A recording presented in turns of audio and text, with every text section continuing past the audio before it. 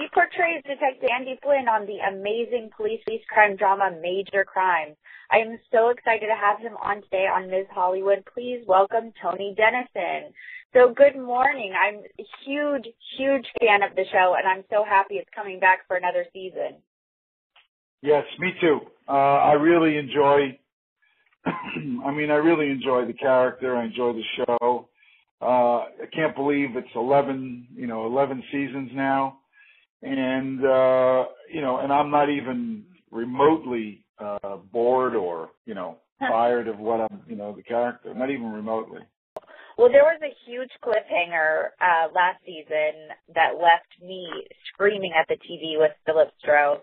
Now we're back, and I saw the new, I saw a sneak preview of the premiere, and Sharon is still concerned about him. So what can we expect from the season coming up? The Stroh thing is still out there in the stratosphere.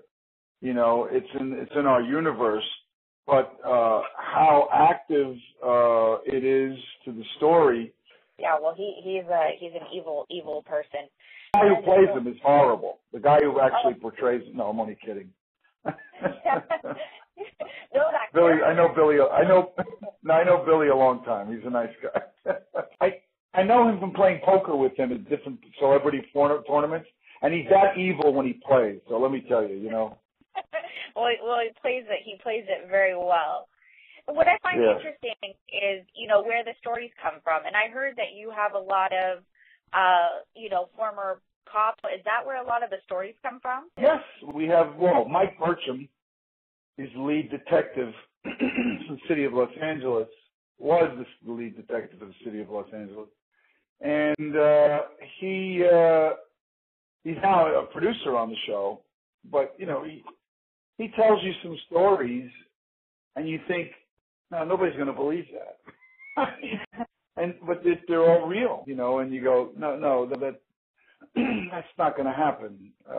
Then he shows you whatever information he can show you from newspaper headlines and stuff like that, and you're like, oh my God, that really did happen. There's some episodes that we've done, especially where there's abuse or the death of a child.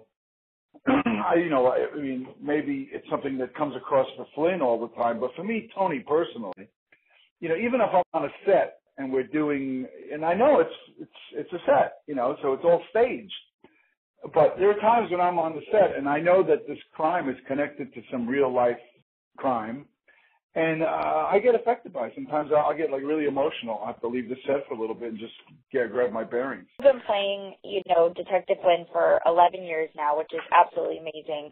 But is there an episode or something that has stayed with you that, kept you up at night? Because some of these things are real. Yeah, I mean, I don't know if, it's a good question, actually. I don't know if I could say, look, I've had a particular dream about, an episode that stayed with me, or I redreamed it several times. Redreamt it? What's the right word? Redreamed or redreamt? Anyway, I don't know if that's the case, but I do know that like when I drive around now, or anywhere, I have a completely different power of observation. Like as an actor, I always used to try to observe people on the streets, to watch, just the styles and behavior of people on the street. And I've always done that as an actor, just for future reference, in case I might want to, look for something different to do or say, and a character that I'm playing. But at playing Andy Flynn, I find myself, walking the streets or driving around and being more aware of people who seem suspicious. In fact, I was in a supermarket, and he didn't say a word to me. He wasn't looking at me, but I was just sensing from his behavior that there was just something, or the way he was standing, something's like not right about this guy.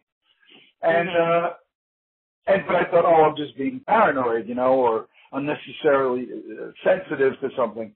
Well, it turned out 5 minutes later, there's a big commotion in the aisle with this same guy, because I don't know what he was trying to do, but, they had to bring in the supermarket security guy. There's not very many of them in a grocery store, but they came in and they just had to tackle this guy to the ground. And like I said, I thought, oh, that's interesting.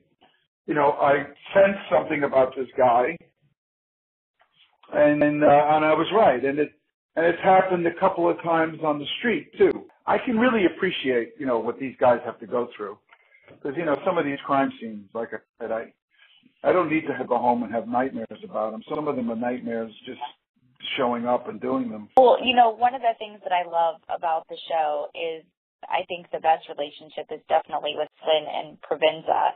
They definitely break up the drama. So why do you think that people enjoy them so much? I don't know. I mean, I guess it's a good question. I guess, the love these two guys have for each other, that they've been partners for like 25 years and they'll jump on a grenade for one another at the end of the day. But it's like anybody else sometimes in these kind of relationships. It's like after a while, sometimes the person really gets on your nerves, And so I guess that's what's really great about the characters is that we're so incredibly human in how we relate to one another. Like, Provenza will, never cease to do something to annoy Flynn, and Flynn will constantly annoy Provenza. And it's a great opportunity. As actors, we sometimes and I don't think I've ever seen this before on duos. We both get a chance to both be Abbott and Costello at various times throughout an episode. So that's, I think, unique in terms of duos. And I'm just blessed that I got an actor as talented as GW to do this with. You've had such a great career. Is this bigger than you ever dreamed of? Yeah, I mean, every new job is an adventure for me. And this adventure is 11 years now. And if it lasts like 11 more years, fine. Then there'll be something beyond that. But this is a big deal for me. This is a lot of fun. Well, you can find Tony on Twitter at @RealTonyDenison and tune in to Major Crimes on TNT starting June 8th at 9 p.m. So thank you so much, Tony, for your time. I appreciate it. Have a wonderful day. Right back at you.